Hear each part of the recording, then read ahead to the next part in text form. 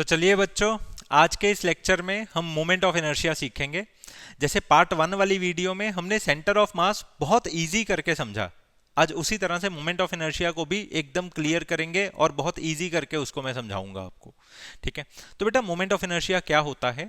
जब भी कभी भी कोई भी बॉडी रोटेट करती है या फिर हम किसी भी बॉडी को रोटेट करवाते हैं तो उसके जो पार्टिकल्स होते हैं वो एक ऑपोजिट डायरेक्शन में फोर्स लगाते हैं, वो उस रोटेशनल मोशन को ओपोज करने की कोशिश करते हैं।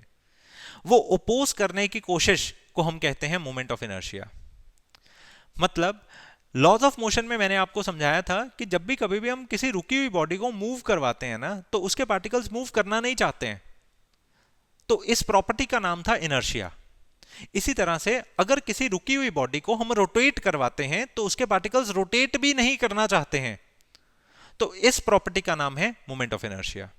ठीक है, बस अंतर सिर्फ यह है कि जब भी हम स्ट्रेट लाइन के मोशन की बात करते हैं, ट्रांसलेशनल मोशन की बात करते हैं, तो उस समय सिर्फ इनर्शिया यूज किया जाता है, और जब भी कभी भी हम रोटेशनल मोशन की बात करते हैं तो उस समय रोटेशनल मोशन के लिए मोमेंट ऑफ इनर्शिया की बात की जाती है।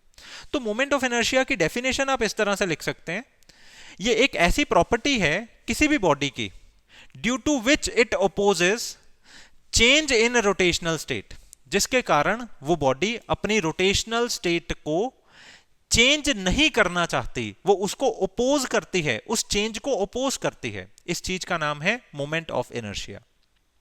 ठीक है जी। अब moment of inertia and inertia के बीच में से एक बात है जो बहुत सिमिलर है। जैसे फॉर एग्जांपल इनर्शिया में मैंने आपको पढ़ाया था कि अगर कोई भी बॉडी का मास बहुत ज्यादा है ना, तो उसका इनर्शिया बहुत ज्यादा होगा, मतलब वो खुद को उतना ही ज्यादा ओपोज करेगा चेंज करने के लिए। इसी तरह से अगर कोई भी बॉडी बहुत ज्यादा मास वाली है, जब मैं उसको रोटेट करवाने की कोशिश करूंगा उसके पार्टिकल्स भी उतनी ही ज्यादा ऑपोजिट फोर्स लगाएंगे। तो मोमेंट ऑफ इनर्शिया और इनर्शिया में एक सबसे बड़ी सिमिलैरिटी यह है कि जिस बॉडी का मास जो है वो ज्यादा होता है उसका इनर्शिया भी ज्यादा होता है। इसी तरह से जिस बॉडी का मास ज्यादा होता है उसका मोमेंट ऑफ इनर्शिया भी ज्यादा होता है। अब मोमेंट ऑफ इनर्शिया के बारे में एक बड़ा इंपॉर्टेंट पॉइंट यह है कि किसी भी एक बॉडी का सिंगल मोमेंट ऑफ इनर्शिया नहीं होता, एक बॉडी के मल्टीपल मोमेंट ऑफ इनर्शियाज हो सकते हैं। एग्जाम्पल के तौर पे हम मान लेते हैं ये एक बॉडी है, ठीक है ना, इस बॉडी को मैं ऐसे रोटेट करवा रहा हूं। ठीक है, इस बॉडी को बेटा मैं ऐसे रोटेट करवा रहा हूं, तो मेरे को अलग लेवल का कष्ट हो रहा है। ठीक है, मेरे को अलग लेवल की ताकत लगानी पड़ रही है इसको ऐसे रोटेट करवाने के लिए। और अगर मैं इसी बॉडी को पकड़ के ऐसे रोटेट करवाऊं तो मेरे को कोई प्रॉब्लम नहीं हो रही। ठीक है जी। तो हमने यहां पर ये सीख लिया कि जब भी हम किसी भी बॉडी को रोटेट करवाते हैं, डिपेंड करता है हम उसको रोटेट किस एक्सिस के अबाउट करवा रहे हैं, उतना ही ज्यादा हमें कष्ट होगा, उतनी ही ज्यादा हमें ताकत लगानी पड़ेगी। ठीक है जी। तो जब हमारा एक्सिस ऑफ रोटेशन बेटा ऐसे था तो मोमेंट ऑफ इनर्शिया अलग था, जब हमारा एक्सिस ऑफ रोटेशन ऐसे है तो मोमेंट ऑफ इनर्शिया अलग है। तो एक बहुत इंपॉर्टेंट पॉइंट आपको इसके साथ में नोट करना चाहिए, ये डेफिनेशन तो बेटा नोट कर ही लो। ठीक है, इसको लिखना चाहो लिख लो, नहीं तो अपने दिमाग में बिठा लो। ठीक है, ओके। तो क्या लिखने जा रहा हूं मैं ये लिखने चाह रहा हूं फॉर अ सिंगल बॉडी, बेटा for a single body we can have many values of moment of inertia. ठीक है जी, सिंगल बॉडी के लिए बेटा हमारे पास में बहुत सारी वैल्यूज हो सकती हैं मोमेंट ऑफ इनर्शिया की। ठीक है जी, ओके। इसी तरह से आप ये भी लिख सकते हैं कि moment of inertia of any body depends upon its axis of rotation. ठीक है जी, किस एक्सिस में मैं उस बॉडी को रोटेट करवा रहा हूं बेटा, उस एक्सिस के ऊपर बहुत ज्यादा डिपेंडेंसी होती है मोमेंट ऑफ इनर्शिया की। ठीक है जी। अब अगली बात होती है, हमारे पास में दो तरह के मोशंस देखे जाते हैं इस चैप्टर में, एक होता है सर्कुलर मोशन, दूसरा होता है बेटा रोटेशनल मोशन। सर्कुलर मोशन कौन सा मोशन है? मान लिया जाए हमारे पास में एक पार्टिकल है, ये पार्टिकल जब सर्कुलर डायरेक्शन में, सर्कुलर पाथ में मूव करता है तो इसके इस मोशन का नाम रखा जाता है सर्कुलर मोशन। कौन सा मोशन बेटा? Circular motion. परंतु सर्कुलर वर्ड हम हमेशा किसी एक स्मॉल पार्टिकल के लिए यूज करते हैं। किसके लिए यूज करते हैं? Small particle. इतना स्मॉल होना चाहिए ये पार्टिकल बच्चों, इतना स्मॉल होना चाहिए कि इसका मास एंड इसका साइज हम निग्लेक्ट कर सके।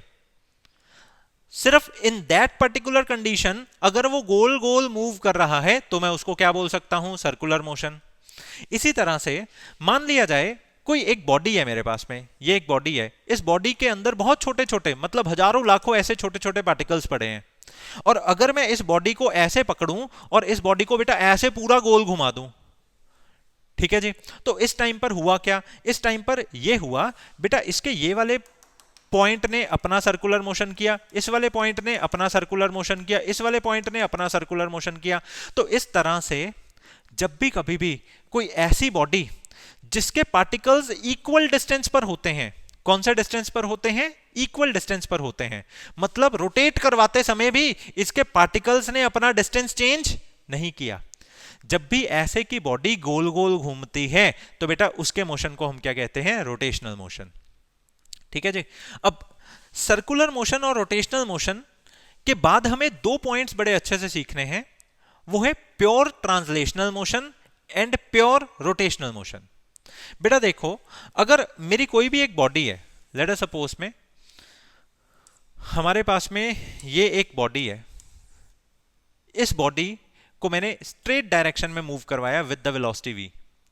अगर जितने भी इस बॉडी के पार्टिकल्स हैं, ये छोटे छोटे छोटे जितने भी इस बॉडी के पार्टिकल्स हैं, वो भी आगे ही मूव करें, वो भी आगे की ही डायरेक्शन में मूव करें और सेम v वेलोसिटी से ही मूव करें, तो हम क्या कहेंगे? ये जो बॉडी है ये ट्रांसलेशनल मोशन कर रही है। और कौन सा ट्रांसलेशनल मोशन कर रही है? प्योर ट्रांसलेशनल मोशन कर रही है। जरा डेफिनेशन पढ़ लेते हैं। If every particle of the body moving with same velocity, अगर बॉडी का हर एक पार्टिकल सेम वेलोसिटी से बेटा मूव कर रहा है तो ऐसे की बॉडी को हम कहते हैं ट्रांसलेशनल मोशन कर रही है वो बॉडी। ठीक है जी, बात खत्म हुई। ठीक है, अब अगली बात करते हैं प्योर रोटेशनल मोशन। बेटा मान लिया जाए कोई भी एक बॉडी है, यही बॉडी हम ले लेते हैं, इस बॉडी के अंदर बहुत छोटे छोटे ऐसे पार्टिकल्स पड़े हुए हैं। जब मैंने इस बॉडी को इस तरह से पकड़ के रोटेट करवाया, ऐसे पकड़ के बेटा रोटेट करवाया, तो व्हाट यू विल फील कि इस बॉडी का ये वाला पार्टिकल ऐसे सर्कुलर मोशन करेगा, ये वाला पार्टिकल ऐसे सर्कुलर मोशन करेगा। ठीक है जी। इन सभी पार्टिकल्स के सेंटर, इन सभी पार्टिकल्स के सर्कुलर मोशन के बेटा सेंटर्स क्या हैं? सेम है। ठीक है जी, ओके। इसको और डीप में हम समझते हैं। लेट अस सपोज बेटा ये एक बॉडी है, इस बॉडी का एक पार्टिकल आगे है, दूसरा पार्टिकल हम पीछे ले लेते हैं। मैंने इस बॉडी को ऐसे सर्कुलर मोशन करवाया, तो आप क्या देखेंगे? इसका ये वाला जो पार्टिकल है वो ऐसे सर्कुलर मोशन कर रहा है और उसका सेंटर उसके प्लेन के ऊपर आएगा। पिछले वाला जो पार्टिकल है वो ऐसे सर्कुलर मोशन कर रहा है और उसका सेंटर उसके प्लेन पे आएगा। और जब मैंने इन दोनों के सेंटर्स को ज्वाइन किया तो वो सेम स्ट्रेट लाइन पे आ रहे हैं दोनों के सेंटर्स। समझ गए? तो बेटा प्योर रोटेशनल मोशन ऐसा मोशन है जिसमें every particle of the body moves in circle and centre of all the circles lie on the same straight line is called pure rotational motion. मतलब सारे के सारे पार्टिकल्स जो सर्कुलर मोशन कर रहे हैं उनका सेंटर सेम पॉइंट पे लाई करे या सेम लाइन पे लाई करे, तो ऐसे का मोशन होता है pure rotational motion. Pure rotational motion. Okay, तो बेटा प्योर रोटेशनल मोशन में एक बात आप और सीख लेना कि जब हम रोटेशनल मोशन करवा रहे हैं वो जो सेम स्ट्रेट लाइन है ना, उसी को ही कहते हैं एक्सिस ऑफ रोटेशन। एक्सिस क्या होता है? एक्सिस होता है एक ऐसी लाइन जिसके ऊपर जितनी भी बॉडी के पार्टिकल्स हैं वो सारे के सारे अपना सेंटर शेयर कर रहे हो, उस लाइन का नाम होता है बेटा एक्सिस ऑफ रोटेशन। ठीक है ना? तो अब इसके बाद में हमें डिस्कशन करनी है एक छोटे से केस की, इसके बाद रोटेशनल मोशन के बारे में आपकी समझ नेक्स्ट लेवल पे हो जाएगी। ठीक है, ओके। तो बेटा मान लिया जाए एक केस है छोटा सा। ठीक है, मान लिया जाए हमारे पास में ये एक बॉडी है, इस बॉडी को मैंने इस पॉइंट के अबाउट रोटेट करवाया। ठीक है जी, रोटेट करवाया तो ये वाली बॉडी हमारी बाद में ऐसे चली गई। हमने ये देखा कि इसका एक पार्टिकल है ए, या फिर इसको ले लो पार्टिकल नंबर 1, इसको ले लो पार्टिकल नंबर 2 और इसको ले लो पार्टिकल नंबर 3। ठीक है जी। आपने ऐसा देखा, जब मैंने इस बॉडी को ऐसे से ऐसे रोटेट करवाया तो इसका ये वाला पार्टिकल भी सर्कुलर मोशन कर रहा है, ये वाला पार्टिकल भी इस तरह से, और ये वाला पार्टिकल भी सर्कुलर मोशन कर रहा है। ठीक है जी। ये तीनों के तीनों जो पार्टिकल्स हैं वो पहले ऐसे थे, बाद में ये तीनों के तीनों पार्टिकल्स ऐसे आ गए। अगर मैं पार्टिकल नंबर 1 से पूछूं कि आपने सेंटर के साथ कितना एंगल शेयर किया है, तो वो कहेगा इतना। पार्टिकल नंबर 2 ने भी अपने सेंटर के साथ में उतना ही एंगल ट्रेस किया, पार्टिकल नंबर 3 ने भी अपने सेंटर के साथ उतना ही एंगल ट्रेस किया। तो हम एक बात यहां पर लिख सकते हैं कि एंगल ट्रेस्ड इज सेम। बेटा सारे के सारे पार्टिकल्स सेम एंगल ट्रेस कर रहे हैं, ओके जी, और इक्वल टाइम में ट्रेस कर रहे हैं, इक्वल टाइम में ट्रेस कर रहे हैं। मतलब ऐसा नहीं हो रहा कि पार्टिकल नंबर 3 बाद में आ रहा है, पार्टिकल नंबर 2 यहां पे पहले आ रहा है। ठीक है ना, ये चीज आप एज्यूम कर सकते हो। तो एक चीज होती है एंगुलर वेलोसिटी। एंगुलर वेलोसिटी को हम बेटा ओमेगा से डिनोट करते हैं। इसका फॉर्मूला होता है एंगल ट्रेस्ड अपॉन टाइम। तो अगर सारे के सारे पार्टिकल्स इक्वल एंगल ट्रेस कर रहे हैं और इक्वल टाइम में ट्रेस कर रहे हैं तो हम ऐसा कहेंगे कि इनकी ओमेगा की वैल्यू क्या है, सेम है। आई होप सो ये आपको क्लियर हो गया। ठीक है जी।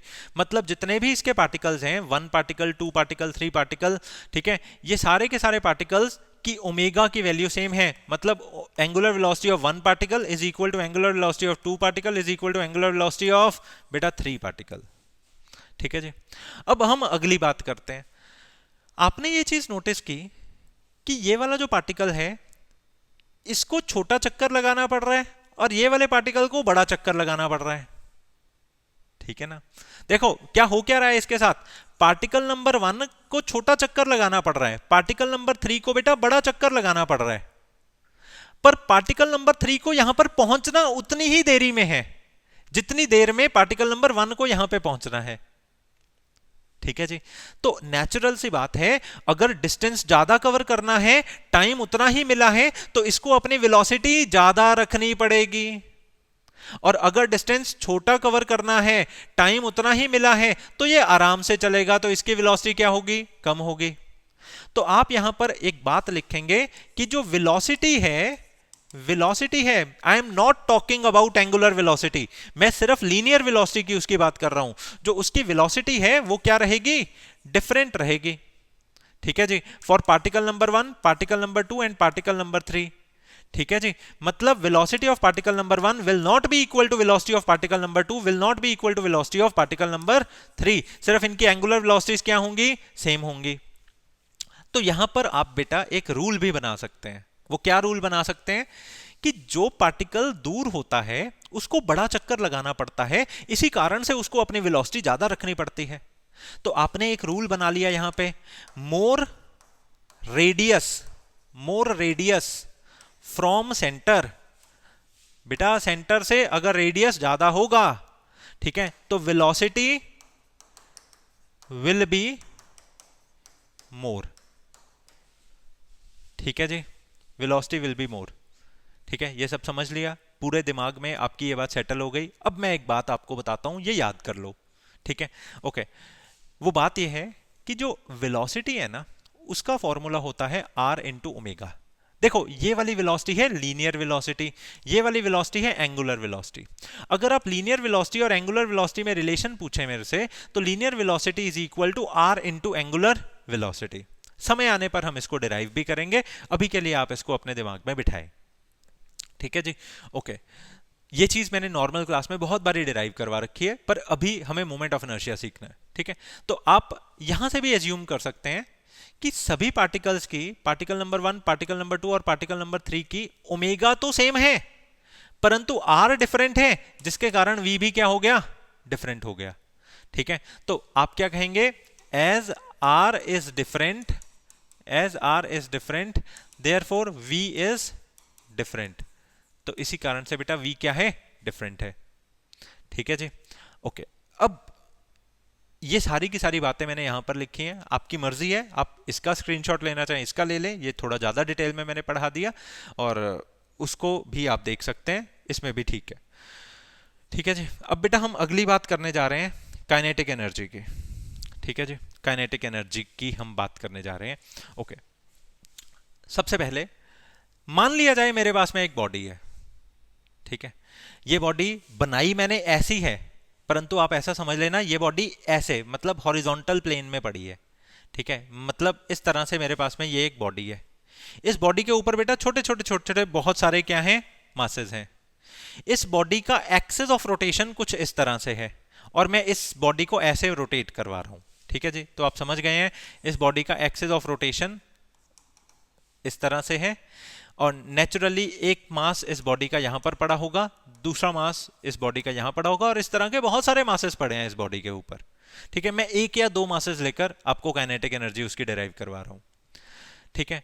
आपसे किसी ने पूछा कि जब मैं इस बॉडी को रोटेट करवाऊंगा, ठीक है जी, जब ये बॉडी रोटेशन में आएगी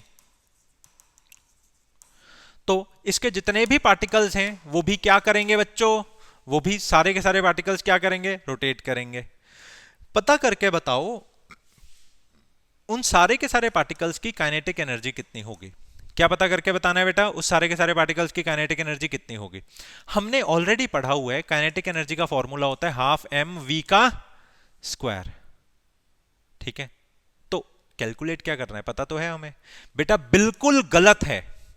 अपने दिमाग में आप आज ही ये बात को बदल दें कि जब भी कभी भी कोई भी बॉडी रोटेट कर रही होगी ना तो उसकी काइनेटिक एनर्जी रोटेशनल मोशन में कभी भी हाफ एम वी स्क्वायर नहीं लगाने। ओके, आप कहेंगे सर कारण क्या है। बेटा सबसे बड़ा इसमें कारण यह है कि हर एक पार्टिकल की वी डिफरेंट होती है। अभी तो बात करके हटे हैं हम इसके बारे में। हर एक पार्टिकल की अगर वी डिफरेंट होती है तो हम सभी पार्टिकल्स की kinetic energy half M V square कैसे बोल सकते हैं, नहीं बोल सकते। ये वाला फॉर्मूला कहां लगता है, ये वाला फॉर्मूला ट्रांसलेशनल मोशन में लगता है, ठीक है ना। मैं आपको बता चुका हूं कि ट्रांसलेशनल मोशन में सारे के सारे पार्टिकल्स सेम वेलोसिटी से मूव कर रहे होते हैं, तो उस टाइम पे आप इसकी kinetic energy half M V square से बता सकते हैं। परंतु रोटेशनल मोशन में इस पार्टिकल का v अलग होगा, इस पार्टिकल का v अलग होगा, क्योंकि उस पार्टिकल का रेडियस अलग है और इस पार्टिकल का रेडियस अलग है, ठीक है जी। अब मान लिया जाए इस पार्टिकल का रेडियस है r1 और इस पार्टिकल का रेडियस है r2, ठीक है जी। जब हम इस पूरी बॉडी को ऐसे रोटेट करवाएंगे तो मेरा ये वाला पार्टिकल इधर को जा रहा होगा, इधर को ऐसे जा रहा होगा, ठीक है। ये वाला पार्टिकल मेरा इधर को जा रहा होगा, ठीक है जी। ओके, अगर ये वाला पार्टिकल इधर को जा रहा है तो इसकी वेलोसिटी को मैं किससे बताऊंगा, इसकी वेलोसिटी को बताऊंगा जितना इसका रेडियस है r1। और हाँ, ये बात सच है कि इन सबकी एंगुलर वेलोसिटी क्या होती है, सेम। तो इसकी v1 को हम क्या कहेंगे, r1 इंटू ओमेगा, और इसकी v2 मतलब पार्टिकल नंबर 2 की वेलोसिटी को क्या कहेंगे, r2 इंटू ओमेगा। तो अभी अभी हमने एक बात बहुत इंपॉर्टेंट क्लियर कर दी कि कभी भी बेटा रोटेशनल मोशन के अंदर हम half M V square kinetic energy का फॉर्मूला नहीं लगाएंगे। रीजन क्या है, क्योंकि सब पार्टिकल्स की वेलोसिटी डिफरेंट होती है, हाफ एम वी स्क्वायर नहीं लगाएंगे। अब अगली बात है, ओमेगा तो सभी पार्टिकल्स का क्या है, सेम है, तो क्यों ना हम काइनेटिक एनर्जी का formula half M omega square लगा दें, क्योंकि बेटा मास तो कभी चेंज होता ही नहीं किसी भी पार्टिकल का। ओमेगा भी रोटेशनल मोशन में क्या है, सेम है, तो क्या हम ये फॉर्मूला लगा सकते हैं। जवाब है बिल्कुल गलत। बेटा फिजिक्स जब हमने पढ़नी शुरू की थी ना, उसको पढ़ाने से पहले मैंने आपको एक बात बताई थी कि कोई भी फॉर्मूला या कोई भी क्वांटिटी तभी वैलिड होगी अगर वो डायमेंशनली करेक्ट हो। आप देख सकते हैं ये वाला फॉर्मूला डायमेंशनली करेक्ट नहीं है, ये वाला फॉर्मूला डायमेंशनली इनकरेक्ट है, इनकरेक्ट है, क्योंकि इसमें लीनियर वाली बात इधर हो रही है और इधर कौन सी बात हो रही है, एंगुलर वाली। ये डायमेंशनली इनकरेक्ट फॉर्मूला है, ठीक है जी। तो अब हम क्या करें बेटा, ना इसको यूज कर सकते हैं ना इसको यूज कर सकते हैं। अब आप पता किसको यूज कर सकते हैं, आप एक काम करें, आप जितने भी पार्टिकल्स हैं, मान लो इसमें 1000 पार्टिकल्स होंगे या 2000 पार्टिकल्स होंगे, जितने भी पार्टिकल्स हैं सबकी काइनेटिक एनर्जी अलग अलग करके कैलकुलेट करो, ठीक है जी। ओके, अगर मैं टोटल काइनेटिक एनर्जी सबकी लिखना चाहता हूं तो पार्टिकल नंबर 1 की कितनी होगी, हाफ m1 v1 का स्क्वायर, तो मैंने इसकी अलग से लिख दी। इसी तरह से बेटा पार्टिकल नंबर 2 की काइनेटिक एनर्जी क्या होगी, हाफ m2 v2 का स्क्वायर। ऐसे ही पार्टिकल नंबर 3 की काइनेटिक एनर्जी कितनी होगी, हाफ m3 v3 का square, up to so on, ठीक है जी। ऐसे जितने भी पार्टिकल्स हैं सबकी हमने ऐसे लिख दी काइनेटिक एनर्जी, ठीक है जी। अब इसके बाद इन सब में से मैं क्या कॉमन ले सकता हूं, हाफ कॉमन ले सकता हूं, और ब्रैकेट के अंदर हमारे पास क्या आया, m1 v1 square plus m2 v2 square up to so on, इस तरह से। ऑलरेडी मैं आपको बता चुका हूं v किसके बराबर होता है बेटा, r इंटू ओमेगा के बराबर होता है। तो टोटल काइनेटिक एनर्जी हमारी आएगी half into m1 into v1 को मैं क्या लिखूंगा, r1 स्क्वायर ओमेगा स्क्वायर, ठीक है, v1 स्क्वायर है ना, तो r1 square omega square plus m2 के साथ में मैंने लिख दिया r2 स्क्वायर ओमेगा स्क्वायर, ठीक है, अप टू सो ऑन, इस तरह से हमने कर दिया। तो टोटल बेटा काइनेटिक एनर्जी क्या बनेगी, हाफ, ब्रैकेट में सबके पास ओमेगा स्क्वायर है, तो हमने इस पूरी ब्रैकेट से बेटा ओमेगा स्क्वायर को भी कॉमन ले लिया, तो हमारे पास आया m1 r1 square plus m2 r2 square up to so on, ठीक है जी। अब आपने ये देखा कि ये वाले फॉर्मूले और ये वाले फॉर्मूले में मास की जगह पर कौन आ गया, ये आ गया, ठीक है जी। तो एक तरह से मैं इसका अब नया नाम रखता हूं, ये जो ब्रैकेट के अंदर m1 r1 square plus m2 r2 square up to so on हमने लिखा ना, इसका नाम रखा हमने I। क्या नाम रखा, I। और इस I को हम कहते हैं मोमेंट ऑफ इनर्शिया। तो आप ऐसा भी कह सकते हैं कि कोई भी रोटेशनल मोशन के लिए, कोई भी रोटेशनल मोशन के लिए I जो है वो उसका मास होता है, या फिर हम ऐसा भी कह सकते हैं I जो है वो हमारा रोटेशनल मास होता है। I जो है बेटा वो हमारा क्या होता है, रोटेशनल मास होता है, ठीक है जी। तो आज के बाद अगर कोई आपसे पूछे कि मोमेंट ऑफ इनर्शिया क्या है, तो आप उसको ये भी कह सकते हैं कि मोमेंट ऑफ इनर्शिया रोटेशनल मास की तरह एक्ट करता है। और लगे हाथ हमारा ये भी डिराइव हो गया कि उसका फॉर्मूला क्या होता है बेटा, मोमेंट ऑफ इनर्शिया का फॉर्मूला होता है m1 r1 square plus m2 r2 square up to so on. हाँ, ये बात भी याद रखें कि अगर कोई सिंगल पार्टिकल है जिसका मास m1 है, या फिर कोई पॉइंट मास है जिसका मास m1 है, इसको r डिस्टेंस पे हम ऐसे घुमा रहे हैं, r1 डिस्टेंस पे हम ऐसे घुमा रहे हैं, तो इसका जो मोमेंट ऑफ इनर्शिया होगा वो कितना होगा, m1 r1 का स्क्वायर। तो फॉर सिंगल पार्टिकल हमारा मोमेंट ऑफ इनर्शिया क्या होगा, m1 r1 स्क्वायर। और ऐसे अगर हजारों पार्टिकल्स पड़े हुए हैं तो उन हजारों पार्टिकल्स का मोमेंट ऑफ इनर्शिया क्या होगा, रिस्पेक्टिवली सभी पार्टिकल्स के इनर्शियाज को ऐड करना पड़ेगा, ठीक है जी। ओके, तो आपने बहुत अच्छे से ये बात समझ ली कि काइनेटिक एनर्जी होती है हाफ आई ओमेगा स्क्वायर, और इसमें I का क्या फॉर्मूला होता है, इसमें बेटा I का फॉर्मूला होता है m1 r1 square m2 r2 square up to so on, ठीक है जी। ओके, अब ये भी हमने समझ लिया कि किसी भी पॉइंट ऑब्जेक्ट के लिए मोमेंट ऑफ इनर्शिया होता है सिर्फ mr स्क्वायर, जो उस पॉइंट ऑब्जेक्ट का मास है मल्टीप्लाई बाय जितने डिस्टेंस पे हम उसको घुमा रहे हैं, ठीक है जी। और किसी भी कलेक्शन ऑफ मासेस के लिए इसका क्या फॉर्मूला होता है, m1 r1 square up to so on, सारे के सारे मासेस का सम, ठीक है जी। ओके बेटा, इसी के ही साथ में ना हमने ये बात भी समझ ली कि जब भी कभी भी r की वैल्यू ज्यादा हो जाती है तो हमें उसको घुमाने के लिए बेटा कष्ट क्या होता है, ज्यादा होता है। r की वैल्यू जब ज्यादा होती है तो हमें उसको घुमाने के लिए कष्ट ज्यादा होता है। एग्जाम्पल के तौर पे मान लिया जाए ये एक हथौड़ा है, हैमर, ठीक है जी। अगर मैं आपको कहूं कि इस हथौड़े को यहां से ऐसे पकड़ के आपको ऐसे घुमाना है, तो इस हथौड़े को यहां से ऐसे पकड़ के अगर आपको ऐसे घुमाना है तो बेटा आपको कुछ कष्ट होगा, हाँ, ताकत लगानी पड़ेगी तो कष्ट होगा। ओके, अगर मैं आपको कहूं कि इस हथौड़े को बेटा आपने इस हथौड़े को यहां से पकड़ के और फिर ऐसे घुमाना है, मतलब ये इतना बड़ा हथौड़ा है, इसको ऐसे पकड़ के ऐसे पूरा घुमाना है, तो आपको बहुत ज्यादा जोर लगाना पड़ेगा। तो आप एक चीज फील कर लें कि आपको उतना ही ज्यादा जोर लगाना पड़ता है जितना ज्यादा दूर से आप ऑब्जेक्ट को घुमाने का प्रयास करते हैं, ठीक है जी। ओके, तो काइनेटिक एनर्जी की बात हो गई, फील कर लिया हमने। अब एक छोटी सी बात मैं आपको और कहता हूं बेटा, लेट अस सपोज अगर कभी भी आपको कोई भी कहे कि हमारे पास में एक रॉड है और इस रॉड का हमें मोमेंट ऑफ इनर्शिया निकालना है। लेट अस सपोज हम इस रॉड को इस एक्सिस के अबाउट ऐसे घुमा रहे हैं, ठीक है जी। तो हम ऐसे केस में क्या करेंगे, हम ऐसा मानकर चलेंगे कि ये जो रॉड है ये स्मॉल स्मॉल मास एलिमेंट से बना है। मान लो इस रॉड के अंदर ये छोटा सा एक हिस्सा है जिसका मास क्या है, dm, और इस रॉड का ये लेंथ है x, और इस रॉड की जो विड्थ है वो क्या है, dx।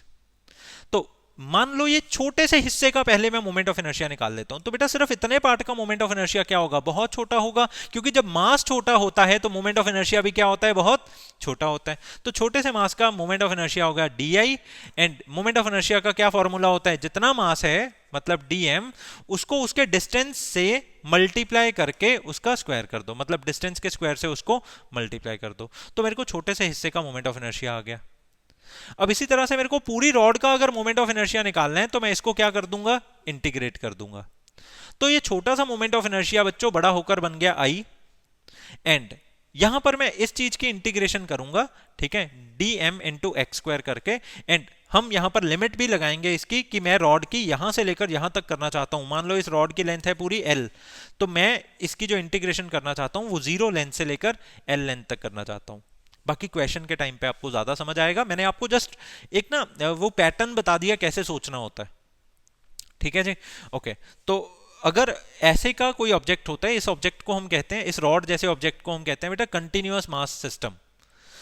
कंटिन्यूअस मास सिस्टम का मतलब है कि इसमें कहीं पे भी ब्रेकेज नहीं है, मतलब यहां पर यहां पर यहां पर सब जगह छोटे छोटे छोटे छोटे ऐसे स्मॉल एलिमेंट्स हैं। तो उसका मोमेंट ऑफ इनर्शिया हमारा कैसे निकलता है, इंटीग्रेशन ऑफ एक्स का स्क्वायर इनटू डीएम करके हमारा मोमेंट ऑफ इनर्शिया निकलता है।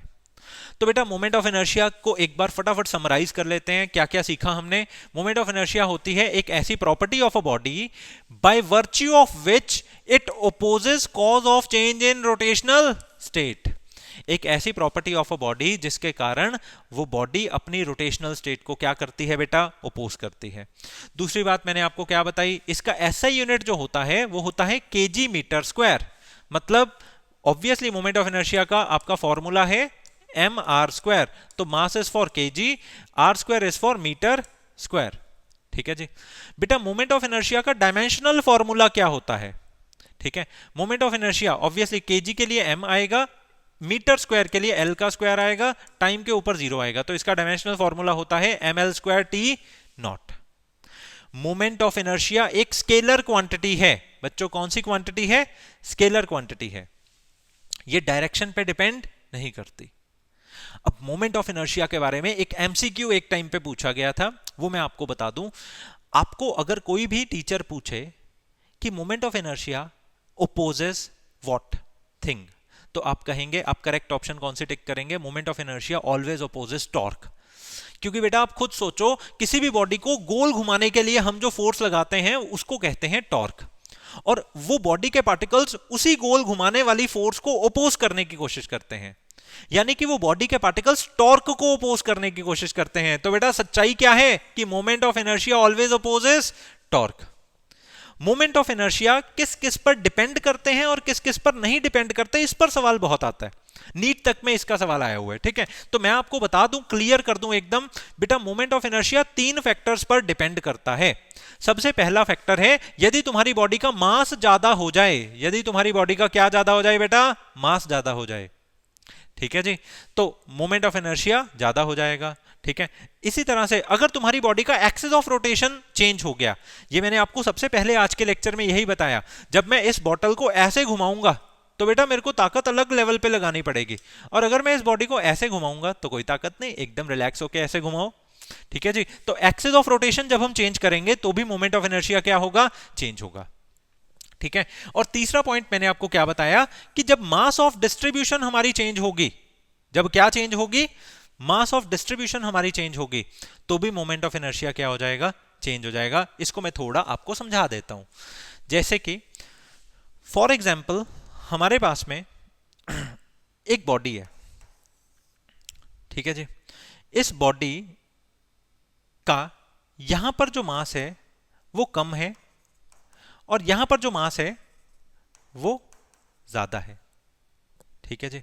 अब इस बॉडी को मैंने गोल घुमाया यहां से, तो बेटा हैवी मास वाली चीज ज्यादा डिस्टेंस पर है, तो जब हैवी मास वाली चीज ज्यादा डिस्टेंस पर है तो हमारा मोमेंट ऑफ इनर्शिया मान लो इस टाइम पे I1 है, और सेकंड वाली सिचुएशन में मैंने इस बॉडी को यहां पर पकड़ के ऐसे घुमाया, तो अब हैवी मास वाली चीज मेरे एक्सिस ऑफ रोटेशन के पास में है, तो अब जो मोमेंट ऑफ इनर्शिया है मेरा I2 है। तो आप ऐसा कहेंगे कि I2 वाला मोमेंट ऑफ इनर्शिया कम है I1 वाले मोमेंट ऑफ इनर्शिया से, क्योंकि मैं आपको ये बता चुका हूं जब हैवी मास वाली चीज हमसे ज्यादा डिस्टेंस पे होती है तो घुमाने के लिए बेटा कष्ट ज्यादा लगता है, और जब हैवी मास वाली चीज कम डिस्टेंस पर होती है तो घुमाने के लिए कष्ट कम लगता है। ठीक है जी, ओके। तो मास की डिस्ट्रीब्यूशन पे, मास तुमने यहां डिस्ट्रीब्यूट ज्यादा किया है या यहां डिस्ट्रीब्यूट ज्यादा किया है, एक्सिस ऑफ रोटेशन के पास ज्यादा डिस्ट्रीब्यूट किए या एक्सिस ऑफ रोटेशन से दूर ज्यादा डिस्ट्रीब्यूट किए, इस चीज पर बहुत ज्यादा डिपेंड करता है हमारा क्या बेटा, मोमेंट ऑफ इनर्शिया। और बेटा मोमेंट ऑफ इनर्शिया किस पर डिपेंड नहीं करता, एंगुलर वेलोसिटी पे मोमेंट ऑफ इनर्शिया डिपेंड नहीं करता, क्योंकि बॉडी जब रोटेट करती है उसकी एंगुलर वेलोसिटी तो क्या रहती है, सेम रहती है। ठीक है जी, और किस पर डिपेंड नहीं करता, एंगुलर एक्सेलरेशन पे नहीं डिपेंड करता, और किस पे डिपेंड नहीं करता बेटा, टॉर्क पे डिपेंड नहीं करता। तो मैं कुल मिलाकर आपको बताऊं, मोमेंट ऑफ इनर्शिया ना एंगल रिलेटेड चीजों पे डिपेंड नहीं करता, और moment of inertia mass distribution, axis of rotation, इस चीज पे डिपेंड करता है। Angular velocity, angular acceleration, torque पे डिपेंड वो नहीं करता। बहुत अच्छे से समझ आ गया आपको, ठीक है। अब इसी तरह से हमें मोमेंट ऑफ इनर्शिया के बारे में थोड़ी सी और बात करनी है, ठीक है जी। अब लेट अस सपोज बेटा हमारे पास में पिछली वाली क्लास का एक टॉपिक था सेंटर ऑफ मास। अगर मैं आपको कहूं कि सेंटर ऑफ मास को थोड़ा कंपेयर करके दिखाओ मोमेंट ऑफ इनर्शिया के साथ, और ये बताओ कि किसको कैलकुलेट करना आसान होता है और किसको कैलकुलेट करना डिफरेंट होता है, मतलब डिफिकल्ट होता है, तो आप ऐसा कहेंगे सर जो सेंटर ऑफ मास है उसमें हम लोग जो डिस्टेंस निकालते थे वो ओरिजिन से उस मास तक का निकालते थे। आपको याद होगा बेटा पिछले लेक्चर में मैंने ऐसे के क्वेश्चंस बहुत करवाए हैं जिसमें मैं स्क्वायर कहता था, इसका 1 किलो मास है, इसका 2 किलो, इसका 3 किलो, इसका 4 किलो। आपको इसका जब सेंटर ऑफ मास निकालना होता था तो स्टेप नंबर 1 क्या होता था हमारा, किसी एक मास को ओरिजिन मान लेना, ठीक है जी, और बाकी जितने भी मासेज हैं उनके डिस्टेंसेस इस पॉइंट से निकालना, इस पॉइंट से निकालना। तो सेंटर ऑफ मास के अंदर हम सभी के सभी मासेस का डिस्टेंस पॉइंट से निकालते थे, यानी कि ओरिजिन से निकालते थे, ठीक है जी। परंतु आज जब मेरी कोई भी बॉडी है, मान लो मैं इस बॉडी को इसके अबाउट ऐसे रोटेट करवा रहा हूं, इस बॉडी के अंदर बहुत छोटे छोटे ऐसे के मासेस हैं, ठीक है ना। तो इस वाले मास का अगर मेरे को मोमेंट ऑफ इनर्शिया निकालना है तो मैं इसकी लाइन से स्ट्रेट डिस्टेंस निकाल लूंगा। इस वाले मास का अगर मेरे को मोमेंट ऑफ इनर्शिया निकालना है, मान लो m1 का निकालना है तो लाइन से r1 डिस्टेंस था उसको स्ट्रेट निकाल लिया, अगर m2 का निकालना है तो फिर से इसके सामने जो लाइन आ रही है उससे परपेंडिकुलर डिस्टेंस निकाल लो, ठीक है जी। अगर ये वाला मास निकालना है तो इससे परपेंडिकुलर डिस्टेंस निकाल लो, ठीक है। देखो उस केस में अगर थोड़ा कॉम्प्लिकेटेड डायग्राम आ जाता था तो बेटा प्राण निकल जाते थे हमारे, डिस्टेंस निकालने के चक्रों में पूरा पेज भर जाता था डिस्टेंस निकाल निकाल के। और यहां देखो कितना सही तरीका है, जब भी किसी भी बॉडी का मोमेंट ऑफ इनर्शिया निकालना है तो उसके रिस्पेक्टिव मासेस के डिस्टेंसेस हमें निकालने हैं सिर्फ एक्सिस ऑफ रोटेशन से, स्ट्रेट स्ट्रेट स्ट्रेट लाइन से, ठीक है जी, ओके। तो moment of inertia and centre of mass में सबसे ज्यादा डिफरेंस कहां पर क्रिएट होता है, डिस्टेंस लेने में। सेंटर ऑफ मास में हम डिस्टेंस लिया करते हैं सेंटर से या फिर उस ओरिजिन वाले पॉइंट से, मोमेंट ऑफ इनर्शिया में बेटा हम डिस्टेंस लिया करते हैं उस एक्सिस ऑफ रोटेशन वाली लाइन से, ठीक है जी। I hope so this is very very very very clear, ठीक है जी। अब आ जाते हैं हम पहले सवाल पे, ठीक है। अब सवाल ही सवाल आएंगे, ठीक है। लास्ट में मैं एक क्वेश्चन आपको करवाऊंगा बेटा, उस क्वेश्चन में आपको सेंटर ऑफ मास में निकलवाऊंगा हेमिस्फेयर का, वो बहुत ज्यादा आपके स्कूल के टीचर्स पूछना चाह रहे हैं आपसे, ठीक है। अगर आपका पेपर पास में आ रहा है आप उसको जरूर समझे, ठीक है, ओके। तो क्या है हमारा, the moment of inertia of a body about a given axis of rotation depends upon. बेटा मोमेंट ऑफ इनर्शिया किस पर डिपेंड करता है, डिस्ट्रीब्यूशन ऑफ मास, अभी 2 मिनट पहले मैं आपको समझाकर हटाऊं, yes moment of inertia distribution of mass पे डिपेंड करता है। Distance of particle of body from axis of rotation, yes अगर हमारा पार्टिकल ज्यादा डिस्टेंस पे है अगर वो मास वाली चीज ज्यादा डिस्टेंस पे है तो मोमेंट ऑफ इनर्शिया ज्यादा लगेगा, हमें कष्ट ज्यादा होगा उसको घुमाने में, और अगर वो कम डिस्टेंस पे है तो हमें कष्ट कम होगा। ठीक है जी। Okay, shape of the body, yes बेटा यस, अगर हम किसी भी बॉडी की शेप चेंज कर देंगे तो उसकी मास डिस्ट्रीब्यूशन अपने आप ही चेंज हो जाएगी। ठीक है जी। तो हम ऐसा कहेंगे all of the above. Moment of inertia मतलब सारे के सारे पार्टिकल्स, मतलब सारे के सारे पॉइंट्स पे ही डिपेंड करता है, ऑल ऑफ द अबव। ठीक है जी। अगला क्वेश्चन आ रहा है हमारा। ओके, अब एक और केस है, ये डायग्राम मैं थोड़ा सही करके बनाता हूं। ठीक है बेटा, मान लिया जाए ये हमारे पास में एक लाठी है, लाठी समझते हो, वो दादाजी वाली लाठी। ठीक है जी, मतलब जो मतलब थोड़े एज्ड पर्सन्स को चलने में प्रॉब्लम होती है वो वाली लाठी की मैं बात कर रहा हूं। ठीक है, इस लाठी का जो हैंडल है वो आयरन से बना है, और बची हुई सारी की सारी जो स्टिक है वो वुड से बनी है। ठीक है जी। अगर मैं आपको पूछूं कि ये जो हैंडल है ये आयरन से बना है इस तरह से, अगर बेटा मैं आपसे ये पूछूं कि पहले मैंने इस लाठी को यहां से पकड़ा, पहले बेटा मैंने इस लाठी को ऐसे करके ऐसे ऐसे ऐसे करके यहां से पकड़ा, और इस लाठी को ऐसे गोल घुमाया, मतलब ऐसे गोल घुमाया। ठीक है जी। और उसके बाद मैंने इस लाठी को यहां से पकड़ा और इस लाठी को ऐसे गोल घुमाया। तो मान लो ये वाला केस है मेरा I1 वाला केस, ये वाला केस है मेरा I2 वाला केस। दोनों में ज्यादा मोमेंट ऑफ इनर्शिया किस पे होगा? बेटा ऐसा माना जाता है आयरन जो है वो हैवियर है। हमेशा आप इस चैप्टर के क्वेश्चंस में मान के चलना, बहुत ज्यादा आयरन और वुड के बीच में आता है। ठीक है ना, तो सबसे ज्यादा आप ये मान के चलना कि आयरन भारी माना जाता है और वुड जैसी चीज हल्की माना जाती है। ठीक है, तो अगर हम इसके अबाउट इसको मतलब यहां से पकड़ के मैं इस लाठी को ऐसे घुमाने की कोशिश कर रहा हूं तो हैवी वाली चीज का डिस्टेंस ज्यादा है, तो मोमेंट ऑफ इनर्शिया क्या लगेगा? ज्यादा लगेगा, मतलब I1 का मोमेंट ऑफ इनर्शिया ज्यादा होगा, क्योंकि अगर हैवी वाली चीज का डिस्टेंस ज्यादा है तो उसको घुमाने में कष्ट ज्यादा होगा। जैसे हैमर वाली भी हमारी सिचुएशन थी, भूलना नहीं है। ठीक है, दिमाग पे सारे कंसेप्ट को ऐसे जोड़ के रखना है। ठीक है, ये हैमर वाली सिचुएशन में जब इतना भारी ये लोहे का हैमर हम ऐसे घुमाने की कोशिश कर रहे हैं तो बेटा कष्ट बहुत हो रहा है। ठीक है जी, और अगर पास से घुमाने की कोशिश कर रहे हैं तो इतना कष्ट नहीं हो रहा। ठीक है, तो मैं आपको क्या कह रहा हूं कि जब यहां से हम घुमाएंगे तो मोमेंट ऑफ इनर्शिया ज्यादा होगा, और जब उधर से पकड़ के हम ऐसे घुमाएंगे तो हल्का लगेगा। कभी घुमा के देख लेना आप। ठीक है ना, अभी जाओ पकड़ो कोई लाठी और उसको घुमा के देखो। ठीक है, तो मोमेंट ऑफ इनर्शिया I1 वाले स्टेज पे ज्यादा होगा एंड I2 के कारण मोमेंट ऑफ इनर्शिया कम होगा, तो ऑप्शन नंबर 2 इज करेक्ट। ठीक है जी। अगला क्वेश्चन आ रहा है हमारा। ओके ओके ओके बेटा, ये देखिए, मान लो हमारे पास में ये एक फट्टा है, कोई फट्टा कह लो या लैमिना कह लो, या कोई ऐसा आप कह लो कि हमने एक शीट सी ली है। ठीक है ना, तो उस शीट के अंदर पहले मैंने आयरन वाले पार्ट को आगे रखा एंड वुड वाले पार्ट को पीछे रखा, मतलब मैंने जो शीट बनाई है उसका half of the portion is for iron. ठीक है, और बचा हुआ हिस्सा जो है वो वुड का बनाया है, और आयरन हमें हैवियर लगता है, वुड हमें लाइटर लगता है। तो हमने इस फट्टे को यहां से पकड़ के ऐसे घुमाया, तो जब आयरन पास में है तो मतलब हैवी वाली चीज पास में है, तो इसका मोमेंट ऑफ इनर्शिया कम होगा, और जब आयरन दूर है मतलब हैवी वाली चीज का डिस्टेंस ज्यादा है तो इसका मोमेंट ऑफ इनर्शिया ज्यादा होगा।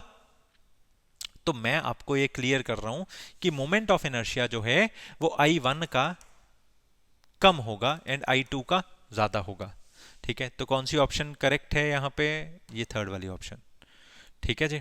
ओके, तो उन्होंने यही कहा था कंपेयर करके बताइए इनके मोमेंट ऑफ इनर्शियाज। ऑरली हो जाते हैं क्वेश्चन, फंडा बना होना चाहिए बंदे का। ठीक है, ओके, अब अगला क्वेश्चन है, ये आया हुआ है बेटा नीट में। ठीक है, इस क्वेश्चन के अंदर उन्होंने आपको क्या कहा कि एक स्फीयर है, इस स्फीयर के सेंटर पे हमने वुडन पार्ट रखा है एंड ये बाहर हमने आयरन वाला पार्ट रखा है, और ये है इसका एक्सिस ऑफ रोटेशन। और दूसरा स्फीयर है, इसके सेंटर पे हमने आयरन वाला पार्ट रखा है, बाहर हमने वुड वाला पार्ट रखा है, एंड ये है इसका एक्सिस ऑफ रोटेशन जिसके अबाउट हम इसको घुमा रहे हैं। तो आप अपने दिमाग में ये चीज बिठा के चलो कि हम जिस एक्सिस के अबाउट घुमा रहे हैं, हैवी वाला मास अगर उसके बहुत पास पास में है तो मोमेंट ऑफ इनर्शिया कम होगा, और अगर हैवी वाला मास दूर दूर में है तो मोमेंट ऑफ इनर्शिया ज्यादा होगा। तो मैं आपको ये कह रहा हूं कि IA का मोमेंट ऑफ इनर्शिया ज्यादा होगा IB से। जब हैवी वाला मास दूर दूर है तो मोमेंट ऑफ इनर्शिया ज्यादा होगा, जब हैवी वाला मास कम पास पास में है तो मोमेंट ऑफ इनर्शिया कम होगा। ठीक है जी। ओके, तो अगली बात ये है, हाँ ये देखिए, इसके अंदर उन्होंने आपको कहा कि एक हमारे पास में रॉड है, ठीक है जी। इस रॉड की डेंसिटी, जैसे जैसे हम इस पॉइंट से उस पॉइंट की तरफ जा रहे हैं, इस रॉड की डेंसिटी क्या हो रही है, इंक्रीज हो रही है। लैम्डा का मतलब होता है मास डेंसिटी, ठीक है जी। कौन सी mass density, linear mass density. Lambda का मतलब होता है बेटा लीनियर मास डेंसिटी, ठीक है जी। लीनियर मास डेंसिटी का क्या मतलब होता है, मास पर यूनिट लेंथ, ठीक है जी। तो मतलब जैसे जैसे मैं लेंथ वाइज दूर जा रहा हूं, इसका मास क्या हो रहा है, ज्यादा हो रहा है, ठीक है। तो अगर मैं इधर से पकड़ के ऐसे घुमाता हूं और अगर मैं इधर से पकड़ के बेटा ऐसे घुमाता हूं, तो बताइए किस केस में मोमेंट ऑफ इनर्शिया ज्यादा होगा। तो आप ऐसा कहेंगे, जब मैं इधर से पकड़ के इसको ऐसे घुमाऊंगा तो इस साइड का मास ज्यादा है, क्योंकि लीनियर डेंसिटी इस साइड इंक्रीज हो रही है। तो ज्यादा दूर डिस्टेंस पे मास ज्यादा होने पे मोमेंट ऑफ इनर्शिया ज्यादा होगा, तो I1 का मोमेंट ऑफ इनर्शिया ज्यादा होगा। और क्योंकि मैं इस साइड जब जा रहा हूं तब डेंसिटी इंक्रीज हो रही है ना, और अगर मैं इधर से घुमाऊंगा तो हैवी वाला हिस्सा एक्सिस ऑफ रोटेशन के पास में है, तो इसका जो मोमेंट ऑफ इनर्शिया है बेटा, वो इसका मोमेंट ऑफ इनर्शिया कम होगा। तो I1 का मोमेंट ऑफ इनर्शिया ज्यादा होगा, I2 का मोमेंट ऑफ इनर्शिया कम होगा, ठीक है। तो मोमेंट ऑफ इनर्शिया के ऊपर सबसे पहली जो आपको प्रैक्टिस करनी है वो इस चीज पे करनी है, अगर भारी वाला हिस्सा तुम्हारे एक्सिस के पास में है तो उसका मोमेंट ऑफ इनर्शिया कम आएगा, तो उसको घुमाने के लिए कष्ट तुम्हें कम आएगा। अगर हल्के वाला हिस्सा पास में है तो उसको घुमाने के लिए कष्ट तुम्हें ज्यादा आएगा, क्योंकि भारी वाला अगर दूर है, हल्के वाला पास में है, तो उसको घुमाने के लिए कष्ट तुम्हें ज्यादा आएगा, ठीक है जी। तो मतलब भारी मास दूर तो तुम्हें एफर्ट ज्यादा लगाना पड़ेगा, भारी मास पास में तो तुम्हें एफर्ट कम लगाना पड़ेगा, ठीक है। ओके, तो अगली बात है हमारी, हाँ ये क्वेश्चन देखिए, इसको मैं थोड़ा सा चेंज कर देता हूं, ठीक है। लेट अस सपोज इस क्वेश्चन के अंदर आप ये फील कर रहे हैं कि ये एक फ्लैग है, या कोई भी आप ऐसा कह सकते हैं, कोई वुड का बना हुआ हमारे पास ट्रायंगल है, ठीक है जी। इसको मैंने पहले इस वाली लाइन को नाम दे दिया ए, इस वाली लाइन को मैंने नाम दे दिया बी, और इस वाली लाइन को मैंने नाम दे दिया सी, ठीक है जी। पहले मैंने ए के अबाउट इसको ऐसे घुमाया, फिर मैंने बी के अबाउट इसको ऐसे घुमाया, फिर मैंने सी के अबाउट इसको ऐसे घुमाया, ठीक है जी। लेट अस सपोज इसकी लेंथ है 3, इसकी लेंथ है 4 और इसकी लेंथ है बेटा 5। आप ऐसा देखेंगे कि 5 वाली लेंथ सबसे लंबी है, तो इसके साथ में जो पार्टिकल्स हैं, इसके साथ में जो मास है वो बहुत ज्यादा अटैच्ड है, तो मतलब C का मोमेंट ऑफ इनर्शिया सबसे कम होगा। इसके बाद B वाली लेंथ की अगर मैं बात करूं, वो 4 मीटर्स की है, इसके साथ इसके कंपैरेटिवली थोड़ा ज्यादा कम मास अटैच्ड है, ठीक है। जब हमारे एक्सिस के साथ में कम मास होता है तो मोमेंट ऑफ इनर्शिया ज्यादा होता है। यहां पर एक्सिस के साथ में इतना ज्यादा मास चिपका हुआ था तो उसका मोमेंट ऑफ इनर्शिया कम निकला, यहां पर इससे थोड़ा कम मास चिपका हुआ है, तो इसका मोमेंट ऑफ इनर्शिया मतलब बी वाले का मोमेंट ऑफ इनर्शिया इससे थोड़ा ज्यादा है, मतलब इस वाले से थोड़ा ज्यादा है, वैसे वो कम ही है। और 3 वाले का मोमेंट ऑफ इनर्शिया मतलब ये ए वाले का मोमेंट ऑफ इनर्शिया सबसे ज्यादा है। तो अगर आपसे कोई पूछे सबसे ज्यादा मोमेंट ऑफ इनर्शिया कहां पे है, तो आप कहेंगे ए का मोमेंट ऑफ इनर्शिया सबसे ज्यादा, क्योंकि इसकी लेंथ ही सिर्फ 3 थी, तो इसके साथ में मास ही बहुत कम अटैच था, ठीक है। उससे ज्यादा मोमेंट ऑफ इनर्शिया हमारा किसका है, मतलब उससे कम मोमेंट ऑफ इनर्शिया हमारा किसका है, बी का, और सबसे कम हमारा मोमेंट ऑफ इनर्शिया किसका है बेटा, सी का, ठीक है ना। ये सारे क्वेश्चंस पहले नीट में पूछे जा चुके हैं, ठीक है। ओके, तो अगली बात है, हाँ ये क्वेश्चन ये बेटा जेई में भी आ चुका है क्वेश्चन, ठीक है। इस वाले क्वेश्चन में उन्होंने आपसे पूछा कि बताइए मोमेंट ऑफ इनर्शिया ए का ज्यादा होगा और ये वाला मतलब बी का ज्यादा होगा। ये जेई के अंदर आया था, इसके अंदर ऑब्वियसली फॉर्मूला लगेगा, जेई वाले फॉर्मूला ज्यादा मांगते हैं, ठीक है। तो ये चीज मैं आपको आने वाली क्लासेस में डिराइव भी करवाऊंगा कि किसी भी जो रॉड होती है ना, उसका मोमेंट ऑफ इनर्शिया जो होता है वो होता है 1/3 ml स्क्वायर, ठीक है जी। तो किसी भी रेक्टेंगुलर रॉड का मोमेंट ऑफ इनर्शिया क्या होता है बेटा, ml²/3। तो इसी तरह से अगर मैं आपसे पूछूं कि ए का मोमेंट ऑफ इनर्शिया ज्यादा है या बी का, देखो बेटा सिचुएशन क्या है, ए का मास कम है पर लेंथ ज्यादा है, इसका मास ज्यादा है पर लेंथ कम है। एक बात आपको देख के ही समझ में आ रही है कि मोमेंट ऑफ इनर्शिया का बेसिक फॉर्मूला है मास इनटू डिस्टेंस का स्क्वायर। मतलब मोमेंट ऑफ इनर्शिया को ज्यादा प्यारा कौन है? ज्यादा प्यारा बेटा डिस्टेंस है, उसको मास से ज्यादा प्यारा डिस्टेंस है, क्योंकि डिस्टेंस के ऊपर क्या लगा हुआ है? स्क्वायर लगा हुआ है। ठीक है जी। तो इसी तरह से अब ये रॉड है, मैंने आपको फॉर्मूला भी बता दिया। जब मैं इसका मोमेंट ऑफ इनर्शिया कैलकुलेट करूंगा वो आएगा m इंटू 2l का स्क्वायर अपॉन 3। और जब मैं बेटा इसका मोमेंट ऑफ इनर्शिया कैलकुलेट करूंगा वो आएगा 2m इंटू इसकी लेंथ कितनी है? l का स्क्वायर डिवाइड बाय 3। जब आप सॉल्व करेंगे आपको समझ में आ जाएगा कि इसका मोमेंट ऑफ इनर्शिया है 2ml स्क्वायर बाय 3 और इसका मोमेंट ऑफ इनर्शिया है 4ml स्क्वायर बाय 3। ठीक है जी। तो भले ही इसका मास ज्यादा है परंतु मोमेंट ऑफ इनर्शिया को ज्यादा प्यारा कौन है? लेंथ। तो इसीलिए लेंथ के ऊपर या डिस्टेंस के ऊपर स्क्वायर आता है। तो इसीलिए आप देख सकते हैं 4/3 ml स्क्वायर बाय मतलब 4/3 ml स्क्वायर का मोमेंट ऑफ इनर्शिया ज्यादा है और इसका मोमेंट ऑफ इनर्शिया कम है। मतलब ए वाले का moment of inertia and B वाले के मोमेंट ऑफ इनर्शिया में से ए वाले का मोमेंट ऑफ इनर्शिया ज्यादा है एंड बी वाले का मोमेंट ऑफ इनर्शिया क्या है बेटा? कम है। ठीक है जी, समझ में आया सबको? ठीक है, गलती नहीं करनी, बड़े गौर से देखिए। ठीक है, अब आ जाते हैं हम लास्ट बात पे। लास्ट बात कुछ ऐसे है, पहले समझ लो। अगर आपको कभी भी ग्राफ पूछ लिया जाए, ठीक है, ग्राफ किस किस में पूछ लिया जाए? Mass end moment of inertia में पूछ लिया जाए। ठीक है जी। देखो, मोमेंट ऑफ इनर्शिया का फॉर्मूला होता है एम आर स्क्वायर। अगर मैं आपको कहूं कि आर जो है वो सेम रहेगा परंतु एम जो है वो वेरी करेगा। ठीक है, आपको ग्राफ प्लॉट करना है मोमेंट ऑफ इनर्शिया, मतलब जो चीज हमारे फॉर्मूले वाली होती है उसको मैं एक्स एक्सिस पे ले रहा हूं, मोमेंट ऑफ इनर्शिया को मैं वाई एक्सिस पे ले रहा हूं। ठीक है जी। अब देखो, जैसे जैसे मेरा ये तो सेम रहेगा ना, आर स्क्वायर तो हमेशा सेम रहेगा, मतलब मेरा moment of inertia directly proportional होता है मास के। ठीक है जी। और मास के भी पावर में 1 है, मोमेंट ऑफ इनर्शिया की भी पावर में 1 है। तो एक इसलिए बेटा इसका ग्राफ क्या बनेगा? स्ट्रेट लाइन ग्राफ बनेगा। जितना ज्यादा मैं मास बढ़ाई जाऊंगा उतना ही ज्यादा मेरा मोमेंट ऑफ इनर्शिया बढ़ी जाएगा।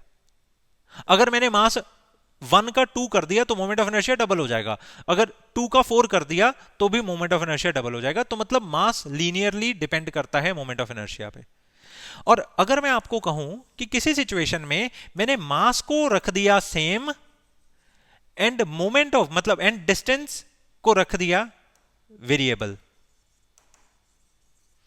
तो अभी भी आप क्या जानते हैं कि moment of inertia directly proportional होता है डिस्टेंस के स्क्वायर के। तो अब ये लीनियर ग्राफ नहीं बनेगा, अब ये ऐसा ग्राफ बनेगा। वहां पर क्या था, जब मैं मास को 1 चेंज करता था तो मोमेंट ऑफ इनर्शिया भी 1 चेंज होता था, जब 2 चेंज करता था तो मोमेंट ऑफ इनर्शिया भी 2 चेंज होता था, क्योंकि mass end moment of inertia linearly proportional थे।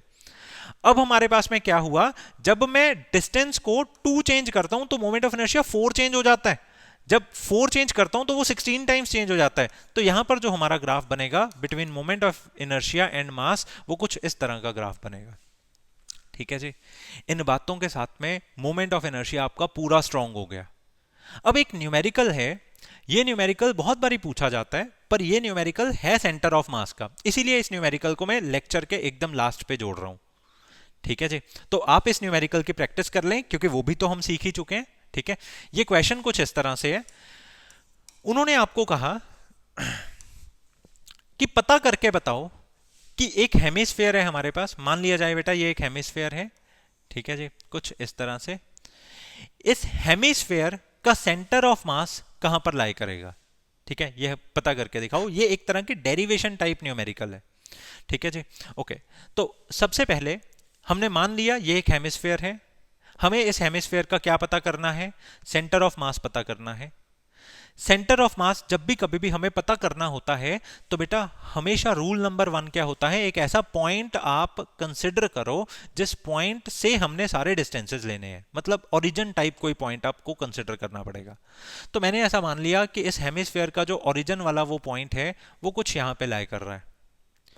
उन्होंने मतलब उन्होंने हमें बोला था बस इसका सेंटर ऑफ मास फाइंड करो इस हेमिस्फेयर का। देखो बेटा, अगर ये स्फेयर होता तो मैं सिंपली कह देता किसी भी सिमेट्रिकल डिस्ट्रीब्यूशन का सेंटर ऑफ मास उसके सेंटर पे होता है, परंतु हेमिस्फेयर का सेंटर ऑफ मास कुछ यहां पे लाई करेगा, ये हम जानते हैं। ठीक है जी। ओके, तो हमने ऐसा मान लिया कि इस हेमिस्फेयर का जो रेडियस है वो कैपिटल आर है। तो अगर रेडियस कैपिटल आर है तो ये वाली लेंथ कैपिटल आर होगी, ठीक है जी। ओके, ये हेमिस्फीयर जो है ये स्मॉल स्मॉल डिस्क्स को जोड़ के बना है। आप खुद सोच सकते हो बेटा, जैसे फॉर एग्जांपल अगर ये हमारा हेमिस्फीयर है तो ये वाली डिस्क, ये इससे पीछे एक डिस्क लगा दी, इससे पीछे डिस्क लगा दी, इससे पीछे डिस्क लगा दी, ये ऐसी small small small small discs को जोड़ के हमारा हेमिस्फीयर बना है। बट द कंडीशन इज, ये जिन भी डिस्क्स को हम जोड़ के हेमिस्फीयर बना रहे हैं, सबसे आगे वाली डिस्क सबसे बड़ी है, उससे पीछे वाली थोड़ी छोटी, उससे पीछे वाली थोड़ी छोटी, उससे पीछे वाली थोड़ी छोटी। तो मतलब हर एक डिस्क का जो रेडियस है वो क्या हो जा रहा है, डिक्रीज हो जा रहा है। मतलब ये वाली डिस्क का रेडियस अलग होगा और सबसे आगे लगी हुई वाली डिस्क का रेडियस तो हेमिस्फीयर के रेडियस के जितना ही होगा। ठीक है ना, समझ आ रही है ना बात? ठीक है, तो हमने ऐसा मान लिया कि मान लिया जाए यहां पर एक स्मॉल डिस्क है, ये एक स्मॉल डिस्क है, इस स्मॉल डिस्क का एकदम सेंटर से जो डिस्टेंस है वो x है। तो इसीलिए इस स्मॉल डिस्क की विड्थ एकदम बारीक है, एकदम पतली विड्थ है, तो मैं इसकी विड्थ को ले रहा हूं dx। ठीक है जी। लेट अस सपोज बेटा इस स्मॉल डिस्क का जो रेडियस है वो y है। ठीक है जी। ओके, तो यहां पर मैंने ऑलरेडी लिख रखा है, let hemisphere is made up of number of discs of thickness dx each. मान लो ऐसी स्मॉल स्मॉल डिस्क्स को ही यूज करके हमने ये हेमिस्फीयर बनाया है, एंड इस डिस्क का रेडियस हमने क्या मान लिया, y मान लिया, और इस पूरे हेमिस्फीयर का रेडियस हमने क्या मान लिया बेटा, r मान लिया। ठीक है जी। ओके, यहां पर हमें क्लियर हो गया कि इस डिस्क की जो थिकनेस है, ठीक है जी, थिकनेस है डिस्क की, वो कितनी है बेटा, dx थिकनेस है डिस्क की। और ये डिस्क हमने कितने डिस्टेंस पे रखा है, डिस्टेंस हमने रखा है x डिस्टेंस रखा है इस डिस्क का। ठीक है जी। ओके, अब अगर मेरे को इस डिस्क का रेडियस निकालना है, देखो बेटा अगर यहां से हेमिस्फीयर का रेडियस r है तो इसी रेडियस को मैं ये भी तो ले सकता हूं, ये भी तो r है, इसी रेडियस को मैं ये भी तो ले सकता हूं, ये भी तो r है। ठीक है ना, तो डायग्राम में ज्यादा वो नहीं कर रहा, मतलब हौच पौच नहीं इसमें बना रहा, तो इसलिए कम चीजें लिख रहा हूं। ठीक है, तो ये हमारा रेडियस r है, ये x है, ये हमारा y है। तो बड़े ही आराम से मैं यहाँ पे pgt लगाकर ऐसा कह सकता हूं कि x का स्क्वायर प्लस y का square is equal to capital R का स्क्वायर। तो y का स्क्वायर हमारा क्या आ गया, capital R square minus x square. ठीक है जी।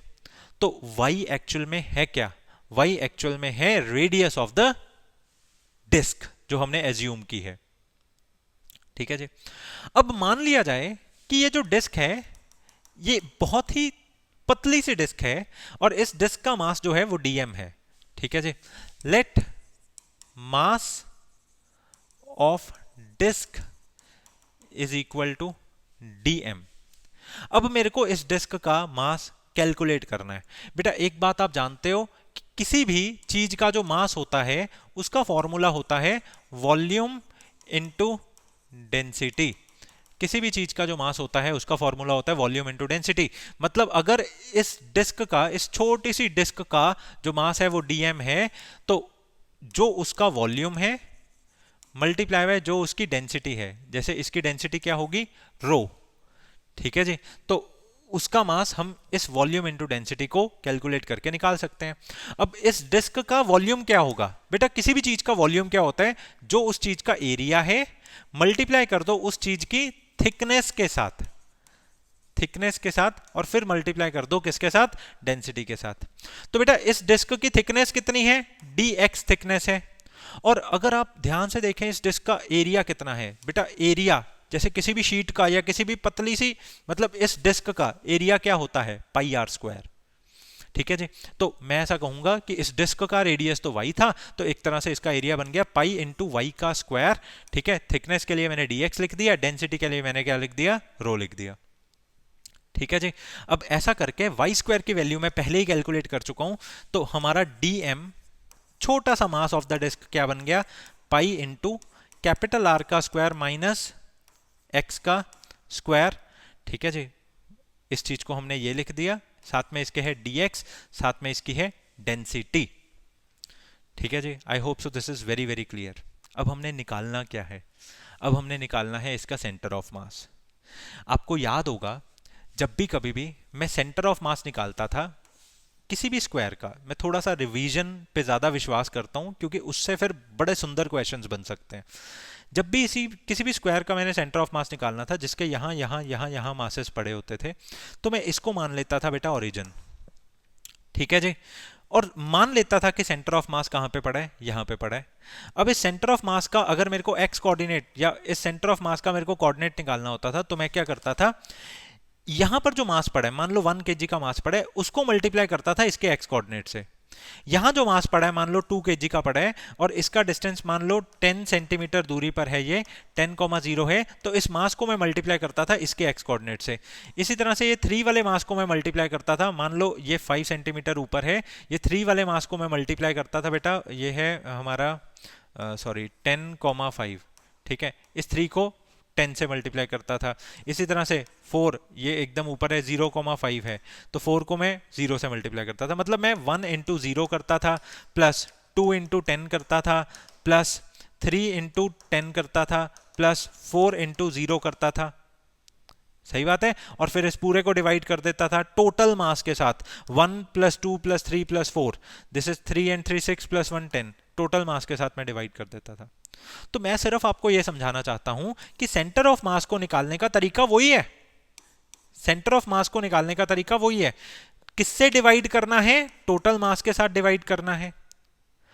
और मल्टीप्लाई किस किस को करना है?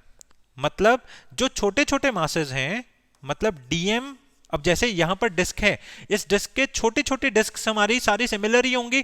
तो अगर ये वाली डिस्क मेरी डीएम मास की है, तो बेटा नेक्स्ट डिस्क भी मेरी कितने मास की ही होगी? डीएम मास की होगी। ये वाली डिस्क भी मेरी लगभग डीएम मास की ही होगी। ठीक है जी।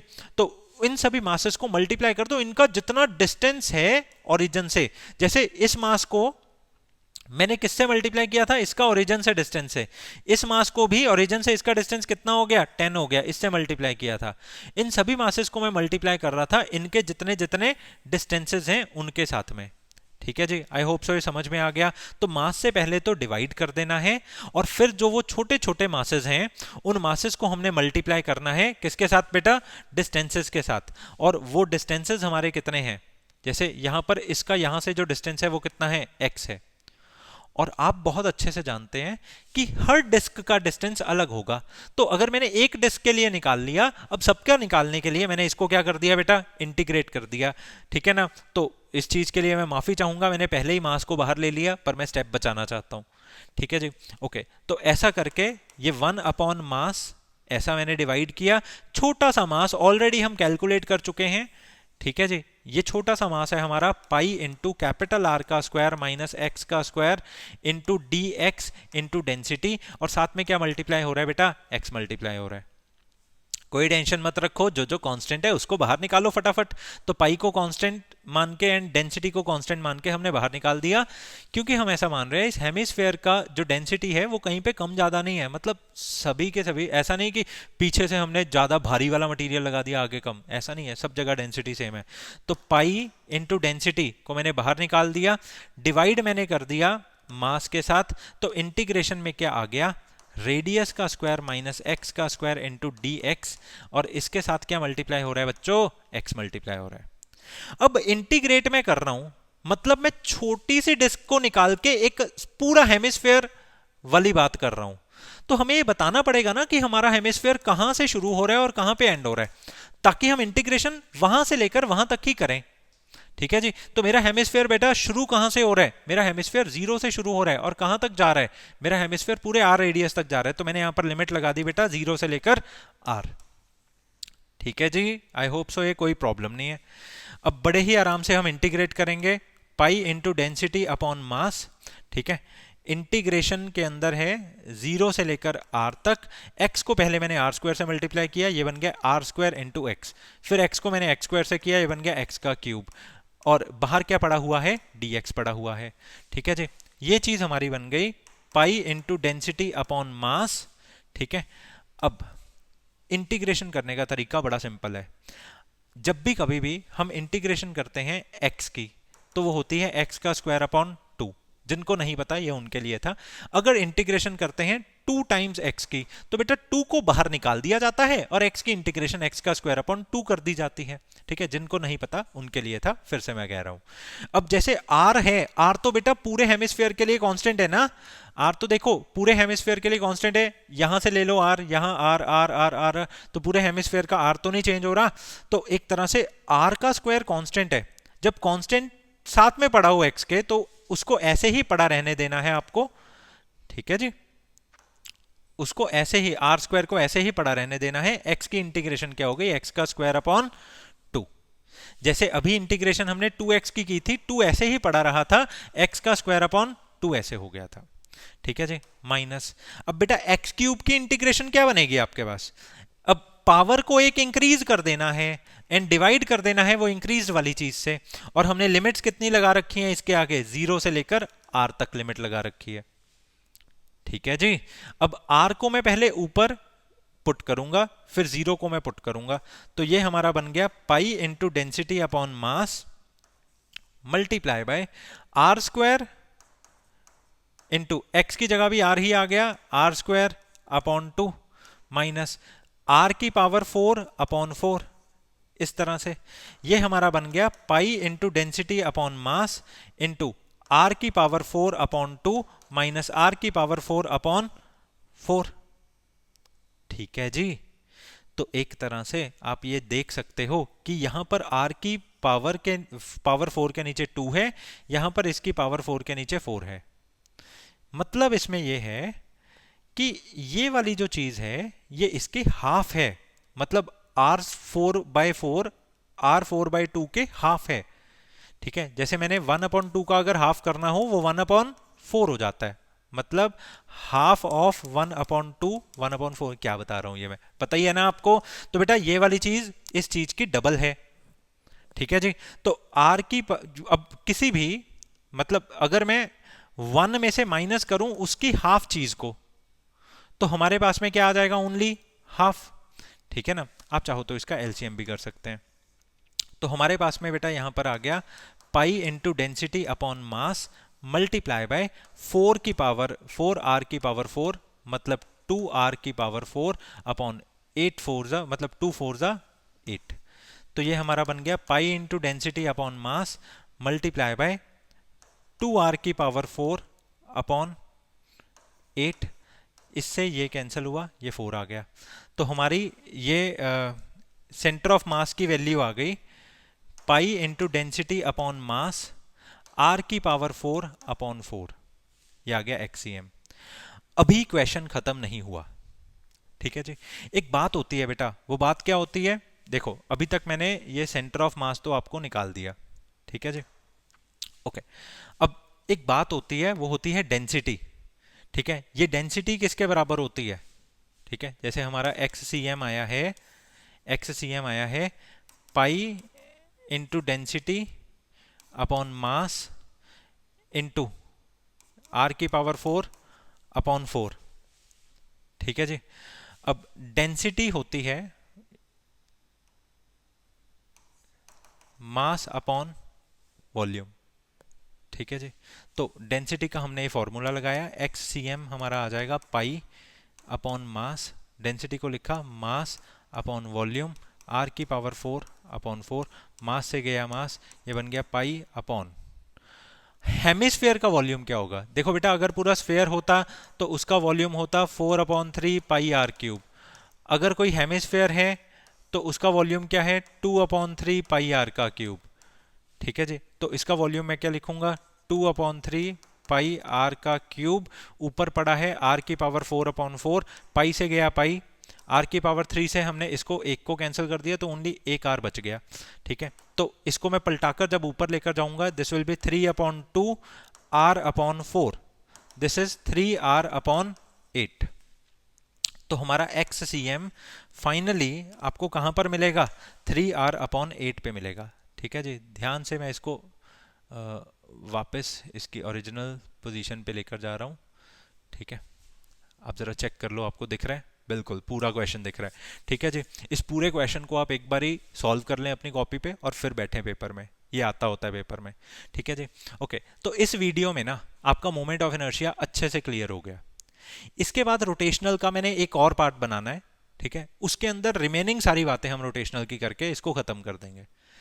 बेटा करने को हम इसका वन शॉट भी कर सकते हैं, परंतु बात पता क्या है, अगर उतनी एनर्जी से चीजें पढ़ी और पढ़ाई ना जाए तो कुछ कुछ चीजें हम बीच में मिस करते जाते हैं, तो उसका रिजल्ट उतना बढ़िया नहीं निकलता।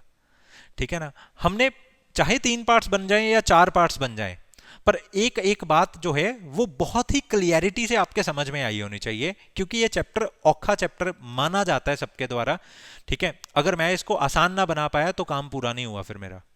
ठीक है जी, okay, this is all for today. ठीक है, अगली क्लास में हम टॉर्क वगैरह की और बातें करेंगे। ठीक है।